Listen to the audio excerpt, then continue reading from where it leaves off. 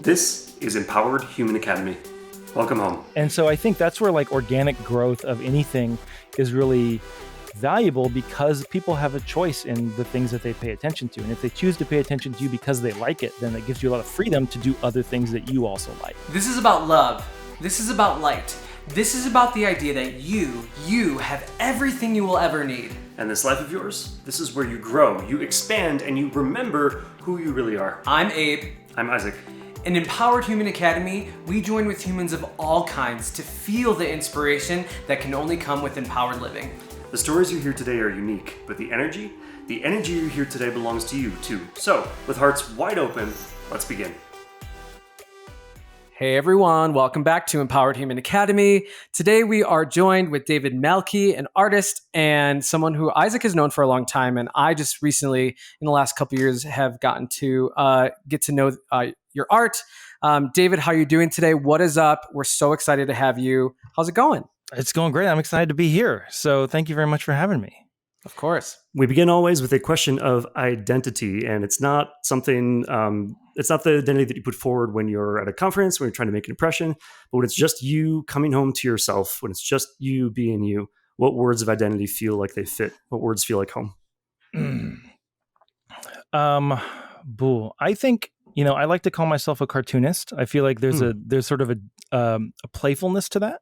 And, I work in comics, and so, obviously it makes sense. But I also think that there's, as opposed to something like artist or, graphic novels, these sort of very heady words, I feel like cartoonist implies a certain amount of frivolity, which I appreciate.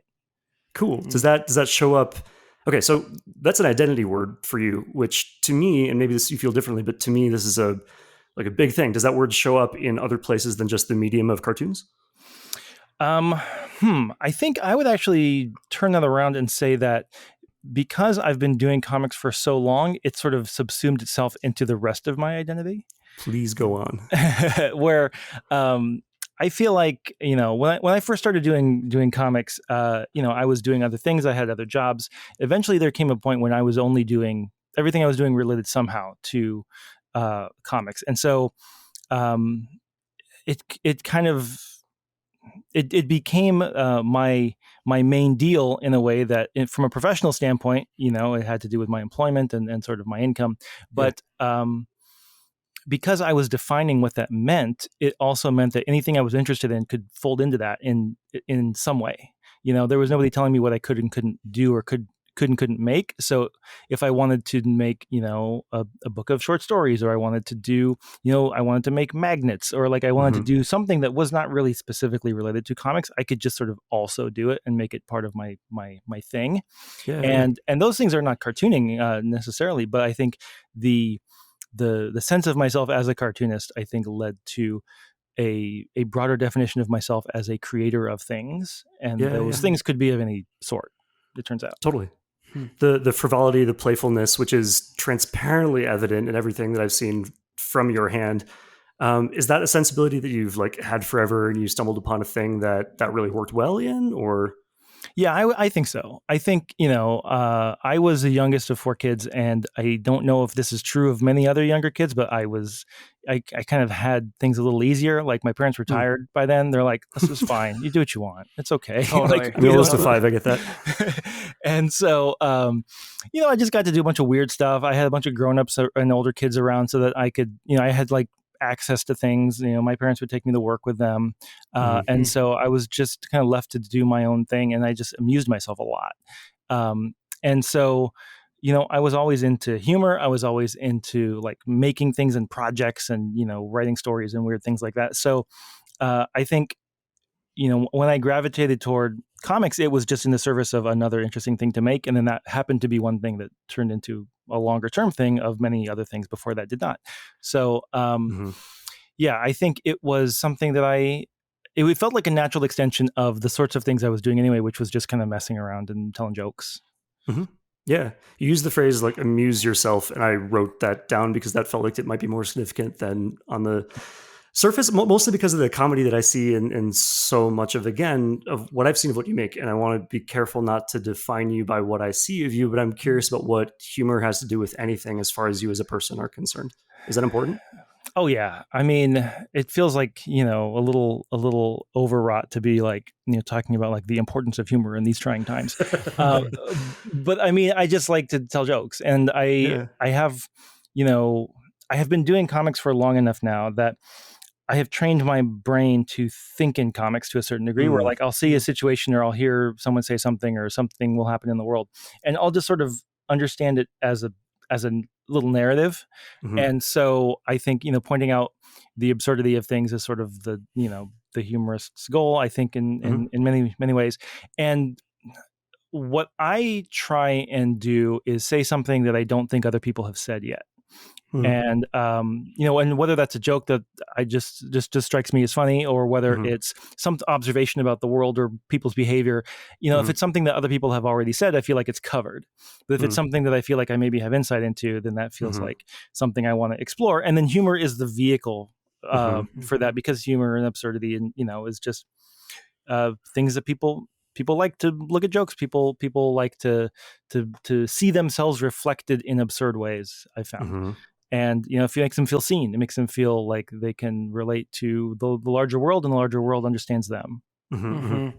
So, would you consider yourself? Well, are you? Do you consider yourself an introvert or an extrovert? Then, given that you like humor. That's such a weird question, just because I feel like that's we've heard so much about, like, the introverts do this and the extroverts Mhm. walk like this. And Mhm. I I think I am a friendly guy. I think I am a social guy, but I also am extremely exhausted by social situations in like one on Mhm. one. So I feel like I must fall somewhere between. Yeah. I'm alone right now, so I have a wife and a kid, and we spend all of our time together every single day, and it's great.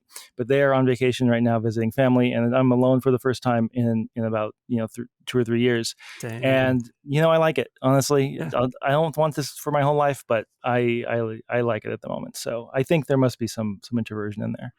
Totally. And when you were a kid, so what you were talking about amusing yourself when you were younger, Shonda Rhimes, the creator of Grey's Anatomy, she wrote in her book that she would always go in her pantry and create these stories from, all the food in the pantry, because she was like just so different when she was younger. And that was where she felt, and she came alive, basically. So was your kind of amusement alone, or was your amusement with with your other peers? And I how do they take that too? You know what I'm saying? Yeah. I lived in kind of a remote-ish area where we lived in a city, but and I went to school in the city and everything, but our house was sort of out in the hills a little bit. So there were no other kids around really. There were no neighbors. Mhm. Um, but there was one other kid who kind of lived in my area where the school bus would pick us both up, on the same route. And so we became friends. And so he and I were really kind of a duo for middle school, high school. And we spent a lot of time together, and he was an only child. He didn't have any other kids around. My older siblings were much older, and so they were out of the house by then. I was sort of de facto an only child. And so he and I kind of became, kind of like the brothers that each of us never had. Mhm. And we had very similar sensibilities, and I think they informed each other to some degree as well. Like, he got into comics and then sort of got me into comics, and so on. Mhm. Um, and so uh, I would not say that we were, alone. Like, we had friends and everything, but we were definitely sort of on each other's wavelength really, really clearly and precisely. Mhm. Mhm. But it was not like an enormous group of people that were all on the same wavelength. Like, we were somewhat particular in our fixations. What was that? What was that like? Yeah, what was that like? Was it? I mean, as we all had different kind of identities growing up, but I'm curious, like, because I always try to fit in. Did your humor kind of make you stand out, or did you feel like a little bit of an outcast? What was that like? I mean, I was always, trying to be, goofy and everything. I do, when I look back and I think about the things I did because I thought they were funny that other people did not find funny, like, just being weird. Mhm. Like, when you're 14 or whatever, and you have this thinking of like, I'm going to do this is going to go over great. Everyone's going to think that I'm the hilarious guy in the world. And then Yeah. as I'm looking back now, I'm like, oh yeah, I was the weird kid in the class, and everyone was like, oh, shying away a little bit. Like, my calibration was off, I guess I should Mm. say. Totally. Hmm. And so I think over time I've gotten better at, like, having a sense of my voice, I guess you could say. But it took a while to get to that point. And so, I had a lot of creative outlets, and I did a lot of things that I thought were fun at the time, that I thought were pretty good for a middle schooler, high schooler. Mm-hmm. And even as I got into comics, as a young adult, I look back at the work I did, back at the start, and it's rough, and it definitely shows that there was a lot of way, a long way to go from that point. Mm-hmm. And I think if we look back and we can identify the flaws in our previous work, that means that our sensibility has grown since then. Mm-hmm. So I think that's a positive thing. Yes, Boo. I literally listened to some of the first episodes of our podcast, and I'm like, oh my God. Like, and we interviewed like one of the only black female CEOs in the Fortune 1000 companies. And like, literally, I'm like, holy moly. Like, she let us interview her. Anyways, I get it. Kind. Love you, Lisa. I'm curious. Okay. So calibration, voice, I'm curious about the balance for you in catering to an audience versus creating something that is your own. How do you think about that? And just because I think you can take it, let's add another angle to that question, which is like finding your people, like finding people who will understand the thing that you think is also funny. How do you balance all of this?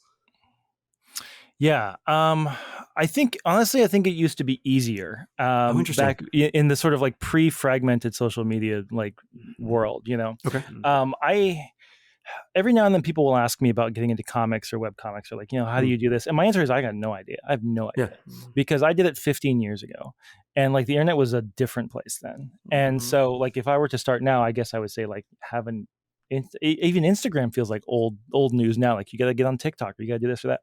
And so what I did was I made things that I thought were interesting and funny, to myself, and then gradually as people found it, and I had the faith that whatever I found interesting, if that was my North Star, then they would also find it interesting. And it's not always true, but what I wanted to do was sort of accumulate an audience that did find that true. And then therefore I could be unafraid to do anything that I thought was interesting, because these people have self-selected as people who like the things that I'm doing. Yeah. And so I think that's where like organic growth of anything is really valuable, because people have a choice in the things that they pay attention to. And if they choose to pay attention to you because they like it, then it gives you a lot of freedom to do other things that you also like. Yeah. And so I didn't realize, having a lot of friends and colleagues in sort of comics and online entertainment and other things, that the thing I was doing hit certain people really hard, and that's great. And it hit a little bit of a ceiling, I would say, as well. And I feel like that is just, that's the way it is. I think there's probably more things I could have done to cultivate, more of an audience. And I just kind of ran out of bandwidth, to do more than I was. And that's fine. I think that there are people that speak more directly to a niche in terms of an interest. And I feel like, that always, if someone is speaking a language that you and only a few other people understand, like you're really drawn to that. And I don't think I quite sunk into that. I could never quite figure out what that was for me. But I think I got a little bit of a sense over time of what people would respond to. And then I always tried to push my standards beyond just that. And I think sometimes that hurt me. And let me give you an example. Is like if I did a comic, in year 12 or something, and it's like, I understand how the cadence of comics works now. I understand how the structure of a punchline works. I can do a thing that has a pretty normal punchline right here, but I don't find that interesting anymore. I'm going to try and go one level deeper, or make it a little bit more ironic, or do one other thing. And you lose a few people when you do that. And but I sort of satisfied my own desire to do something that I found interesting. And that gets exhausting after a while, because you run, like, you have to keep reinventing this wheel over and over and over. You run out of wheels to make. But I think it's a constant negotiation between remembering that the audience they're not necessarily like looking for me to like get so in the weeds that I overshoot the things that they find interesting. And so it's hard to be my own editor and sort of rein myself in. But I do feel like sometimes that yields like cleaner, better, more streamlined product. And so, I'm always trying to overcomplicate things. You ask anybody I've ever worked with, they say that I'm always trying to add too many things, add too many details, make it harder than it has to be. And it's a really, really hard impulse for me to rein in creatively. But It's just because I want to make something great, Yeah. and sometimes that means it's too ambitious, and sometimes it turns out to be something amazing. But it's not always necessary, and that's a lesson I still have yet to learn. I want to dig into the like desire aspect because we're taking it as given that you want this thing, but can you tell me more about like why push, why move into abstractions that might lose some people, like why? Yeah, I don't know. I mean, I feel Cool. like I don't. I honestly, it's a negotiation with myself of like, Hmm. who will care? Who will care besides you? And will you even care tomorrow? Oh, interesting. And I don't know. I think it is something that I am. It's like a perfect is the enemy of the good kind of thing that I'm trying to get more disciplined about. And I just I I don't know. I wish, I honestly wish that my standards were lower because I could do so much more work. I wonder if you would enjoy it as much. Do you think? If my standards were lower, then I feel like I would hit them a lot more easily. So maybe I would. Sure. So Okay. are you a competitive person then? That's a great question. I'm not really, honestly. Hmm. I, uh, yeah, I'm not really. Cool. So so I'm curious, so you're not competitive, you like to work hard. It seems like, you mentioned in the beginning of our conversation how you like to create jokes that are new, instead of, what's been kind of said before. Um, how has comedy kind of played a role in your life? Has it brought levity? Like, tell me about your personality then. Like, you said you're funny. Do you like hold a lot of your life in um, kind of a levity attitude kind of thing, if that makes sense? Or are you more serious because you're really pensive about how to, it's what's that Yeah, yeah, balance? yeah. Yeah, it's hard. I used to do a lot more performing comedy, Hmm. and I don't anymore ever since I had a kid, and so it kind of changes your available leisure time. Um, and I think one of the things that I really enjoy about having conversations like this about my work, honestly, is it reminds me of I have to take a moment to remind myself about the things that are fun, because I feel like in isolation, Hmm. it's really easy to get wrapped up in my own head, to get frustrated, Hmm. to get a little bit grumpy, to get a little sour. Um, I found that ever since I've had my kid, and then I also have a job now, which I didn't have a couple years ago, and it takes up a lot of my time, um, and so I have less time now for doing sort of personal creative work, but I'm spending a lot of time doing creative work, for the job, and um, trying to negotiate all of that stuff sort of at the same time is really really difficult in terms of time, and so I get really frustrated, and I get really tired, and I get really really you know I just all I can see are the things undone, the things left Hmm. undone. So, am I a funny person in my day to day? If you ask my wife, maybe not. My I'm kid sure it'll thinks I'm evolve. I'm hilarious though. So I do find this is a good thing, that I like to remind myself of as well. Is like, I know it's like an inherent part of my personality because it comes out with him, and it's easy to be funny with kids, but Hmm. I think that I see my sense of humor in him really really clearly. Oh, And interesting. so it makes me think of like when my parents would always used to say like, "Wow, you're a weird kid, or you're a goofball or something." It's like whatever. Yeah. I just take that as given. But Hmm. when I see it in my kid, I'm like, "Oh, this must have been what they saw."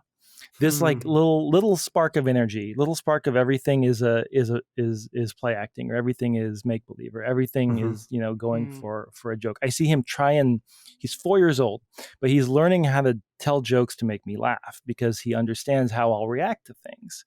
And it's really really interesting because I understand the wheels in his head, because I did the same Yeah. thing when I was his age, and I don't Huh. remember that, but I recognize it. Yeah. Yeah. So, and then that gets me back into that same mode. And I, I don't know, I'm a little bit harsh for like, I'm not going to laugh at anything. I'm going to laugh if it's funny. So, Right. I gotta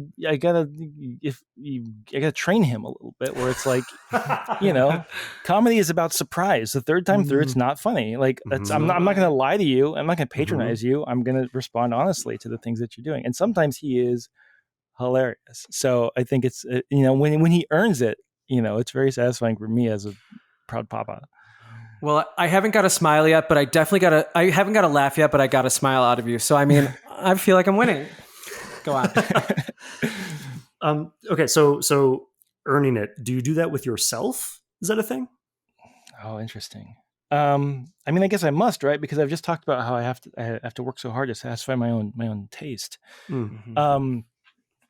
I rarely, if ever, make myself like laugh or anything. But what I do is I push myself to like, most of the writing I've done recently has not been for comics; it's been for games. So in my professional life here, I'm making games. This is a thing that I've been focusing on for the last couple of years, and the games involve a lot of writing, and I am sort of the person. And I'm not the only writer on the games, but I'm the person in charge of the creative direction of the games, and so it all has to pass up to my standard. And sometimes that involves getting together with the writers and sort of riffing and having a great time and laughing about that. And sometimes it involves sitting there typing it and retyping it myself, to kind of make sure it passes my own personal filter. And so I am happy to do that. I revel in that because it is enjoyable to me. It is enjoyable to make a thing that I'm proud of. And so knowing that there's a standard that like I am responsible for this stuff sort of writ large, by which I mean like this line of games. And so whatever makes it out, I have to sign off on. And so therefore I'm going to do whatever I need to do to make it something I'm proud of. And whether that means guiding other people or whether that means doing, what parts of it myself, or whether that means being really, really nitpicky about stuff insofar as, schedules and everything allow, I really enjoy that because I want to be proud of things. I want to have things on my shelf that I can look at and I can say like, hey, we worked really hard on this, and I just I can unreservedly champion this thing to the rest of the world. Because I tell you, I've made stuff in the past that later on I look back on and I'm like, I just don't know if I feel so proud of it anymore, and therefore it makes it really hard from a professional standpoint to be like, hey, go buy this, go give me money for this, because it's like I'm a little sheepish about it. Totally. And so I'm willing to put in that work early on so that I can have the rest of my life, hopefully, or at least until my taste accelerates further, to really champion that. So I'm always curious because we watched the making of Frozen 2 at Pixar or Disney, but there are a lot of people in the room making these decisions. And when you're talking about creative direction, how you have to be thinking about human psychology or how people are going to be receiving things. Like how does one build trust? How do you trust your gut enough to know that it's going to lead to people buying or really enjoying the game? Like how does one cultivate that within them? Because I think I do in my own life in my own way in different areas, but I'm curious with your art, given that it's comedy and it's creative and something creative can be so big, how do you know what I'm trying to ask here? It's like, how do you understand human psychology enough to know oh, well, I'm going to be nitpicky because I know that my, the users are going to find this funny or find this good. Does that make sense? Yeah. I mean, you never really know. You never get to know. You only have data that you can use, to make inferences. And so I'll give you a little, for instance. Let's say I make a comic that I labor over and I love it and I post it and nobody seems to react to it at all. Like with comics, when things are posted online, you have a certain sense of instant feedback. And if I were to make two comics and one of them, and let's say I labored over them equally. I think there's always a cliche of the thing you labor over is the thing that, people don't like, and the thing that you kind of crap out is the thing people respond to. But let's even put that aside. Two things that are labored over equally. And then one of them people don't respond to, and one of them people really respond to. I think that what you take away from it is that I guess that second one's better. I guess it must be, right? And I don't know that I have... I can have my preferences, but if I have a goal in mind, which is to sort of reach people and sort of have people respond to something, that gives me feedback. And so, which is, I think you can take that in a very sort of mercenary way and say how can we make more of this?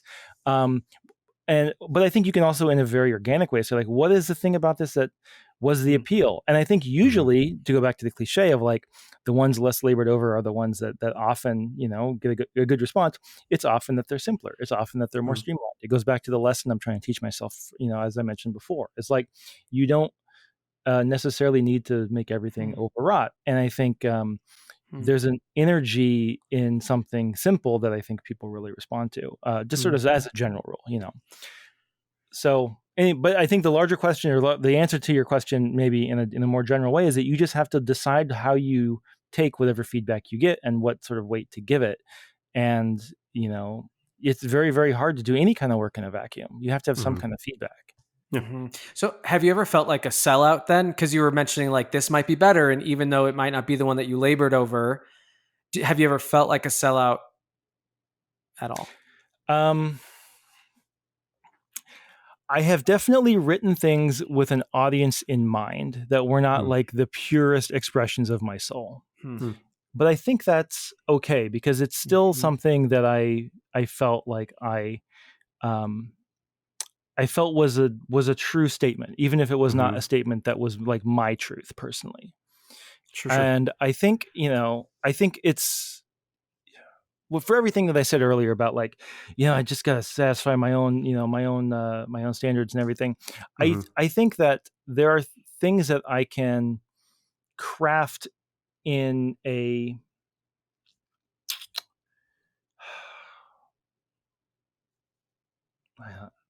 I think it is possible to be a craftsperson creatively. I think it is possible to do things well, in a mechanical sense that are still valuable pieces of art, even if not every one of them is your soul speaking from the clouds.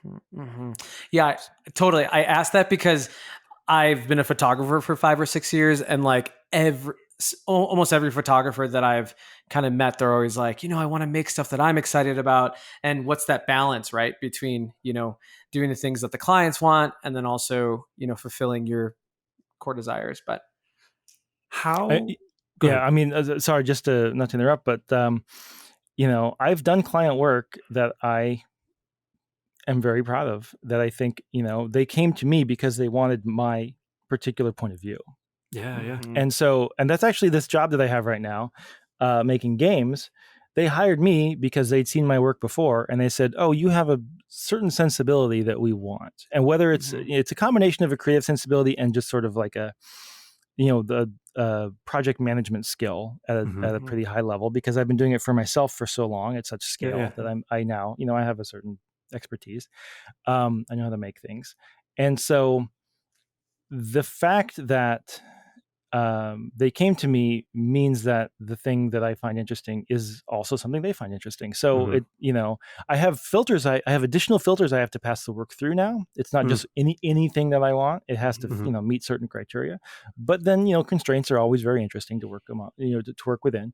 And so I'm very lucky. I know this is not always the case with in the arts, but I happen to have found a gig that is asking me to use the same taste that I've cultivated for my own work. So I think it is possible to do work for other people and to do work to spec that is still work that you can be proud of. You used a couple of times in different ways, but you spoke of like the deep and truest expression of one's soul. How accessible is that? How do you go about finding and expressing that? I think it only comes out in retrospect. Oh, interesting. I think if you were to tell, I think this is something that they tell art students all the time, is like, you cannot find your voice. You cannot find your style. You have to derive it from your work. And so you have to make the work first, and then you go back and you look at the things that are in the work. And so this is something that I find very interesting, because I read a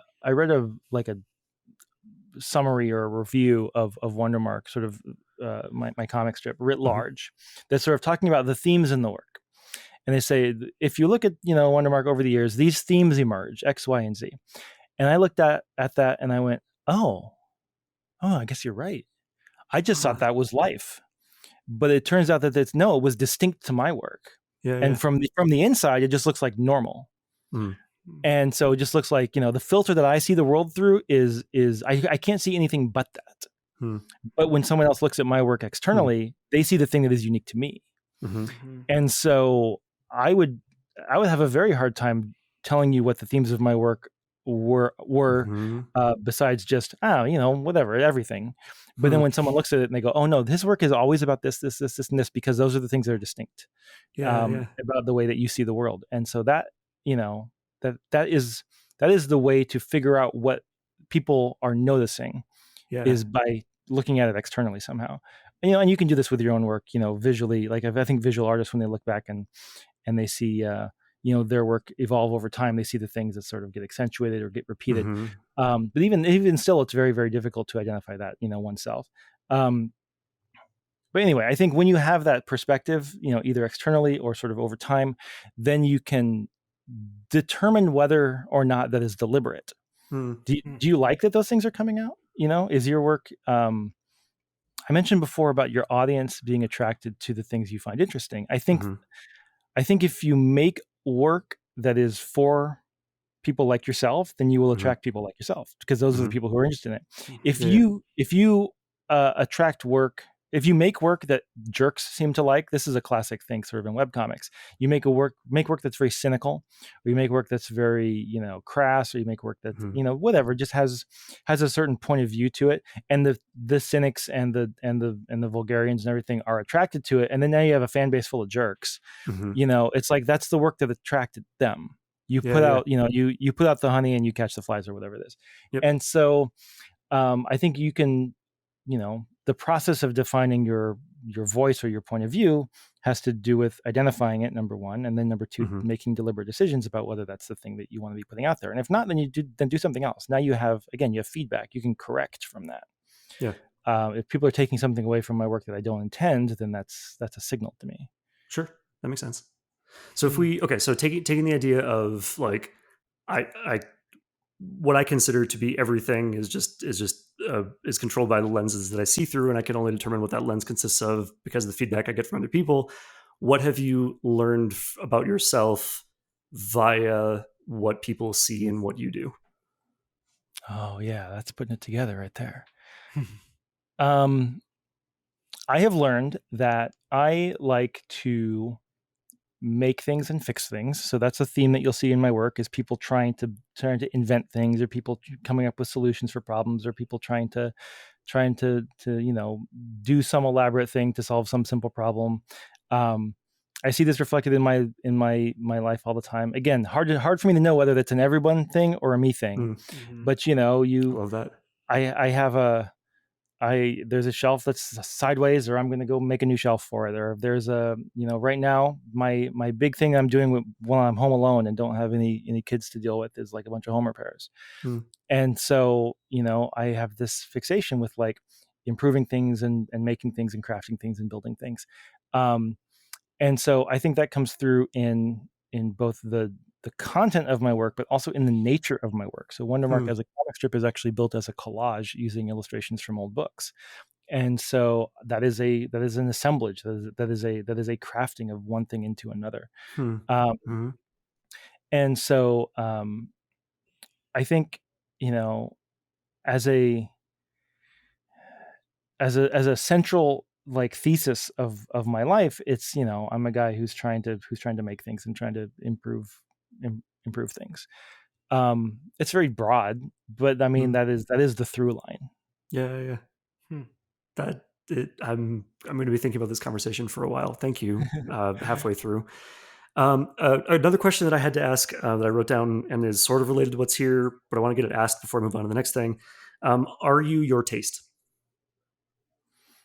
Oh, interesting. It's hard because I think as a creator, this is not true of every creator, of course, but for me, I'm pretty snobby and I'm pretty particular about the things that I like. And the things that I like are not always the things that other people sort of in my field like. I feel like I have slightly more esoteric tastes than some, and less esoteric tastes than others. But in the course of my work making games here, I'm I'm very much aware that the audience for a mass market game is probably not esoteric at all. Hmm. And yet I'm the person who's in charge of making the content. And so navigating those two things of like something that I think is interesting without it being inaccessible Mm-hmm. is that's the compromise that I'm trying to reach. So um, it is absolutely true that I have worked on and made things that I would not myself consume. Sure. But yeah, so what? Like, I think Totally. Yeah. yeah. Is that what you're after, or is there That more to that it? that gets close, and I'm going to tweak the question slightly to get at another angle of it. So earlier you said something until my taste accelerates further, and that Oh, right, phrasing yeah. to me indicates that there's a separation. Like your taste is something you behold as it evolves over time. It may not be you. You may not have control over it. Maybe it's emerging by itself. What's the relationship between you and your taste over time? Oh yeah, I mean that's just a nature. That has to do with aging. That has to do with culture Okay, changing. sure. I think one of the things in particular that I think is is often true when we look back at if you've been doing work long enough that you can look back at the early stuff and be dissatisfied by it. You can Mm-hmm. try and figure out why. Is it because now I know more, and Mm-hmm. so I'm not as Mm-hmm. enthralled by things as I might. Things are not as Mm-hmm. novel to me. I understand the craft better, so I can see the flaws a little Mm-hmm. bit more aggressively. Um, is it because on a long enough timeline has your understanding of the world changed such that the Mm-hmm. things that you found remarkable are no longer like they're not observations that you stand behind anymore? This is Yeah, yeah. true. Like I think this happens a lot with especially over the last 20 years where like there are jokes that I would not make today Sure. that I made as a 23-year-old Mm-hmm. and published on the internet, and that's because I was 23 and it was 2004, and Mm-hmm. now it's 2021 and I'm 40 years old. Mm-hmm. And everything about those between myself and the things I've seen and the world and all the people that I've interacted with in the interim have sort of changed my perspective on what I think is worth commenting on or important or funny or Yeah, offensive or yeah. not offensive or whatever. And so I think that evolution is necessary because otherwise you end up stuck in the taste of that is not in step with Sure. the culture that we're all a Mm-hmm. part of. And so Hmm. I think I mean there's a famous Ira Glass quote that I'm sure you have surely heard about the gap between your taste and your ability. And when your taste Mm-hmm. outstrips your ability, you're dissatisfied with your work because you understand that it could be better, but you can't figure out how to make it better. Mm-hmm. And then as your ability catches up, then your taste also accelerates. And so the gap persists. And so I think that has to do with craft a lot because, again, like as you get better at doing something, your desire to do even more then, Mm-hmm. is pushed forward because Mm-hmm. you're no longer satisfied with the thing that you have mastered. Yeah. Um, but I think evolving taste is part of evolving, aging and Sure. living in the world. And I think the things that are novel are no longer novel. It's like with my son. It's like it's not surprising the third time. Totally. Yeah, yeah. Mm-hmm. I'm struck by the utility in the same way that like we can arrive at a measurement of ourselves via the feedback from other people on what we've done, looking at what we ourselves have done and like measuring that because we no longer are that particular creator. That's interesting, and I hadn't thought about that before. Yeah, no, I hadn't either until you just said it. That's a really great idea. It's a Huh. really great way of thinking. Like, you know, I'm going to give you another example. So we made a book called Machine of Death, and Mm-hmm. it's a collection of short stories, and it was different people wrote stories that went into this book, and people submitted stories, and we chose them from the submissions, and we published the book. We published the first book in 2010. A lot of people liked it. We did a second volume, and people submitted stories again in 2011, 2012. We published the book in the second volume in 2013. Mm-hmm. And there were a lot of stories that we read for that book that we did not publish because there were a lot more submissions than we, could put in the book. And there were many of those stories that were actually quite good. Mm-hmm. And so, a few of them we even bought the rights to, and then we were going to maybe try and publish a third volume, and we just never quite did that for various reasons. But every now and then, my co-editors and I, there's me and two other guys worked on that project. we talk about, do we want to do another book? Do we want to do another volume? And we're all older and busier than we were back then, and so the prospect of like reading a bunch of submissions, which is an enormous process, an enormous undertaking, is always very difficult to reconcile and justify. And so we think like, well, what if we look back at those ones that we liked so much and publish them? We already knew that we liked them. Mm-hmm. The thing is, it's 10 years later. Mm-hmm. And when you read a book from 2011 or 12 or 13, and it was published then, you consider that work through a certain lens. Yeah. Mm-hmm. And when you read, and when the book is published in 2021, and there are stories in there that were written 10 years earlier, it's very likely for that same story to now feel dated because the context around it has changed. And so, when I look back at my work from, 15 years ago, and I apply that lens that you mentioned of like, well, does that mean that's who that person was back then? Mm-hmm. I have to remember that, the lens I'm looking at it through is the future when my taste is different. And so I think you have to apply that like handicap to a certain degree in your judgments of the past, because, everything has grown since that time. And so you cannot be, it's unfair to hold yourself to the standards of the future. For sure. No, that totally makes sense. Okay, I've got a whole new subject that I want to open up, and I'm going to get there via complicated segue. So I'm going to do a quick segue too. I'm going to do a quick just point. I might actually need to write down That's notes fine. then. Okay. I understand why people like keep up with the Joneses now, because they're just bored with the old stuff. Yeah, that's exactly right. It's kind of old. Okay. And also, every time I watch a movie from 2010 or 2009, I'm like, ooh, what like gay joke is not going to be cool, or like what misogynistic like line is someone going to say? It's like really a cringy kind of. I'm like, ooh, did we allow this? Like, I was in college then. Like, damn. Like, no wonder why I was in the closet. Fuck. Yeah, there's stuff that that is just. I feel like every couple of months somebody points out like, oh, hey, remember this thing that we all liked that just skated over a lot of our heads, or we just felt like it was part of the culture, but like, holy crap, like it is not okay. Totally. Okay, so as somebody who like I make things in my own ways, I'm a creator of my own, and the notion that there's a shelf life on created work in general, or art or whatever, is briefly disconcerting to me, because like not only fear of judgment on things that I have done. That's actually not really it. It's more of a like losing something? No. It's the question of faith in my ability to continue making things that are like relevant and good for some definition of good. And hence the segue. My question to you is about faith in your faith generally, honestly. And I'm coming at this from the angle of like faith in your ability to continue executing on whatever it is you are, whoever you are.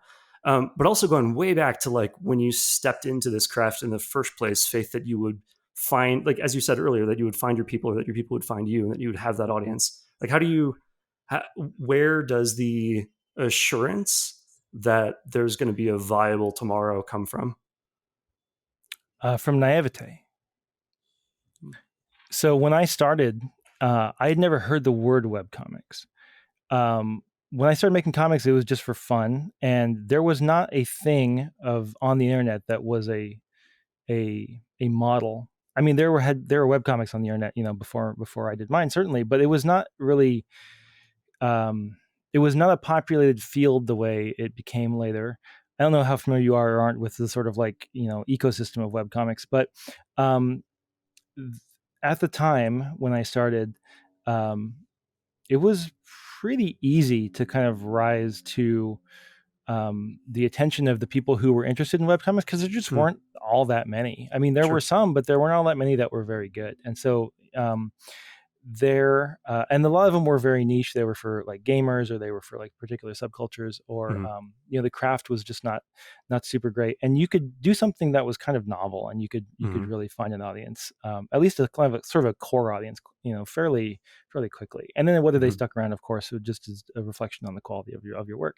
But there was not a sense of what the ambition was, because there was no model to follow that I was really aware of. And I think the people Okay. that came later and they saw people who were doing webcomic professionally, I think it set them up for a set of expectations that were very hard Mm-hmm.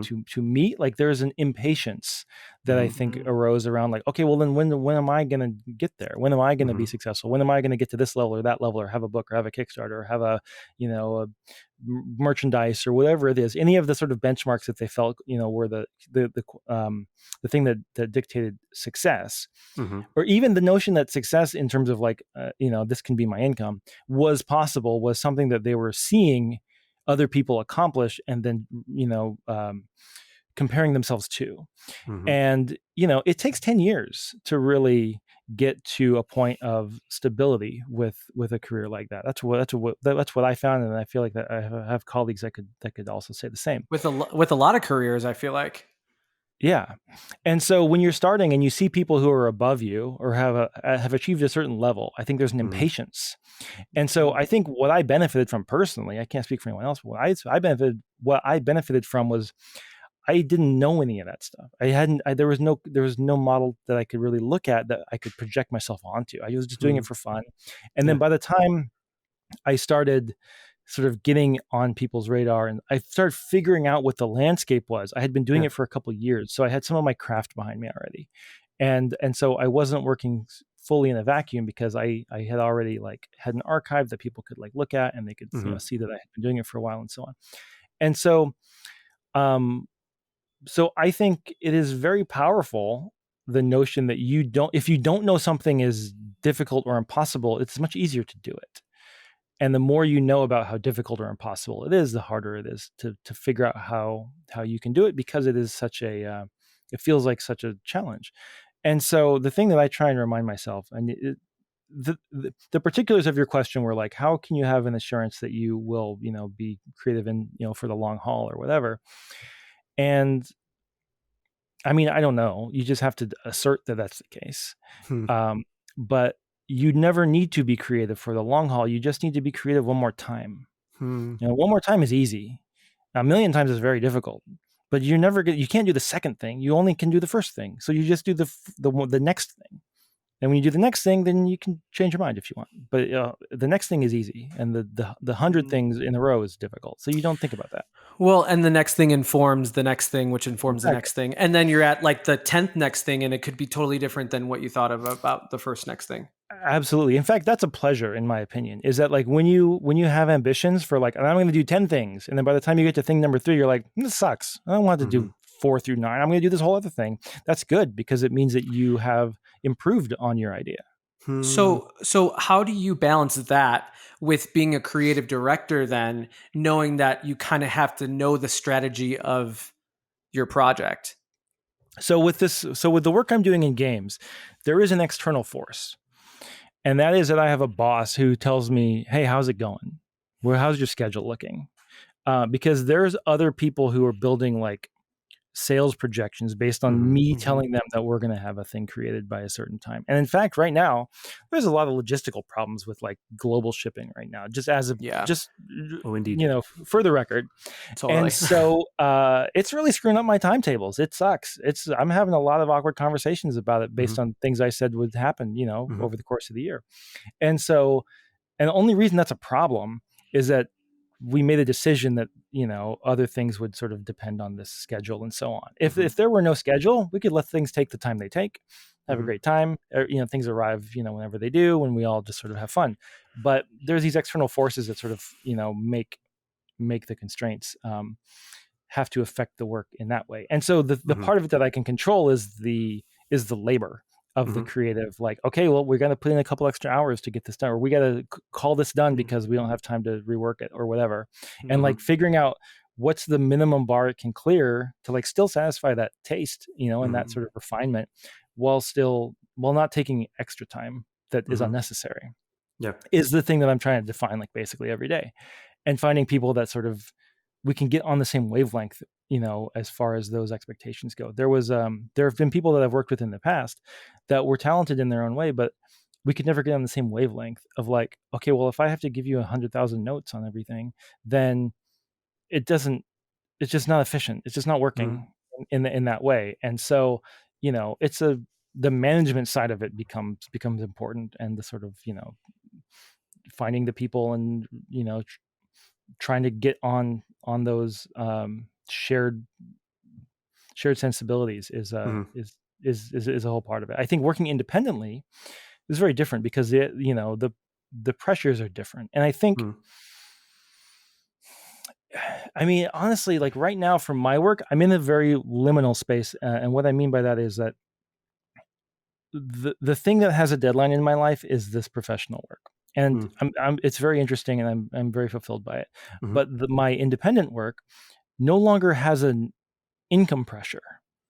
And so it's less pressing. It's harder to make time for. Mhm. And before, when I was just working for myself, that pressure was, I have to make money so my family does not starve. Mhm. And so, that dictated the choice of the things that I did, and the order I did them in, and the Mhm. scale I did them at. And sometimes it worked out, and sometimes it was challenging. But, there's always, if it's not strictly a hobby, then there's always going to be that pressure. And if it is a Mhm. hobby, then, and that pressure is removed, then what I have found, at least personally, is it sometimes is hard to Hmm. persist with, because it's yeah, I don't know, I haven't quite solved that one yet, Hmm. because it's, I want to do comics, because I think they're fun, and I think people are interested in them, and I want to keep them interested, but Yeah. there's only so many hours in the day. You walked confidently right into the question that I was going to ask about. So bravo, firstly. And it was about. Well, the question was going to be like, where in your lived experience are you free of external forces? And that's kind of a leading question, because it's like I'm implying that that's a good thing. Um, so I'm going to tweak the question and ask you, where do you find freedom, and what does that mean? I guess, I still have a conduit to an audience that has to, that's following my comics, and that's in different, um, that takes different forms. So it's the comics, actual comics that they make, or Hmm. like if I'm, have a blog on the site, or, I'm on social media or whatever. Hmm. And in those cases, I can say or do, whatever I find interesting. And the challenge, honestly, is just, making something that's good takes time. And I've got, a lot more ambition than I have energy to sit and make things. And so the things that do end up sort of bubbling out of it are either things that are easy, or things that are important. Um, Hmm. and So, I mean, yeah, I mean, I'm a guy that has a website that people go to occasionally, and so I can put whatever I want on that website. It's not, it's a it's a thing that I have complete total freedom, um, and I don't think that I, if I had nothing else to do, I'd put lots of things on it. I guess that's all I have to say about it. I Yeah, think cool, I think sweet. it's there if I want it, and I think as long as people will pay attention to it, I'll try and give them things to enjoy there. Yeah, Hmm. you've got me thinking now about like easy, hard, important, not important, and Yeah, Well, and yeah, that's yeah. kind of like connected to what you were talking about earlier, like the piece of work that like is part of your soul, and the piece that's really easy, and then people like it. That's I feel like that's all kind of in the same family. yeah, yeah. Um, David, we are wrapping up this conversation. And it's gone by so fast. My mind's just like really on fire, and I Oh love it. yeah, thank you for your time. So we end off each episode with two questions. The first question is, what does an empowered David look like and feel like? Oh man. Um, I will say, I don't want to make this too, like, materialistic or whatever, but as a person that was self-employed for 15 years, and then recently got a job, uh there's a lot of empowerment and security. And I feel like there are, a lot of stresses in life that come about from worry. And I'm enormously grateful at the moment that, I don't I don't feel like anyone in my family is going to starve. I just don't. It just doesn't seem likely.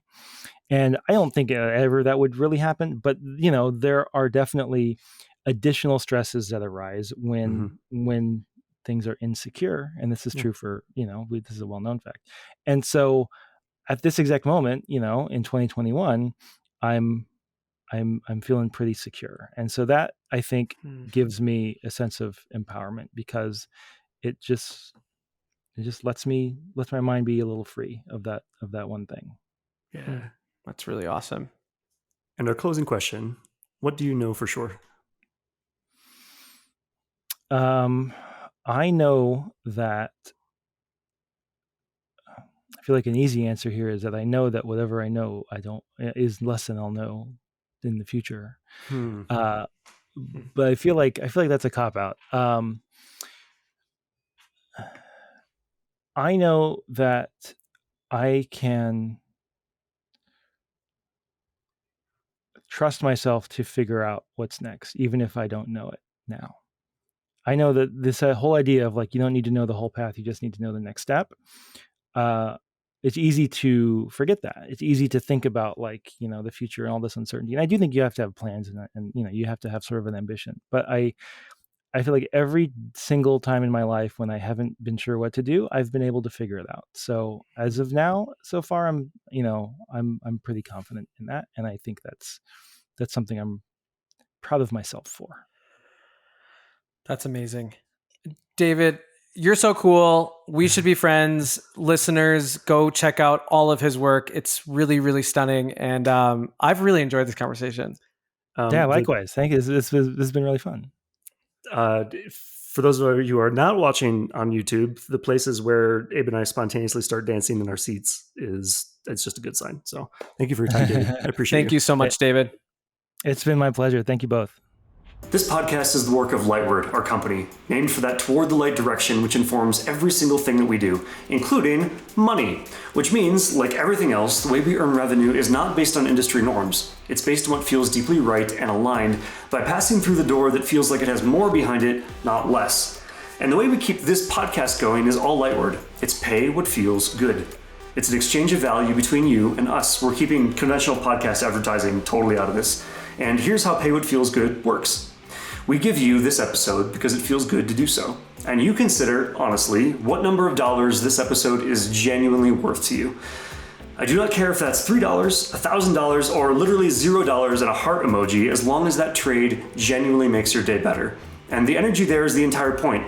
That is what we're building our business on. No advertisers, no selling your attention, just you and us, trading value in a way that builds us both up. So whatever the number, when you're done listening, head to empoweredhumanacademy.com and hit the Pay What Feels Good button.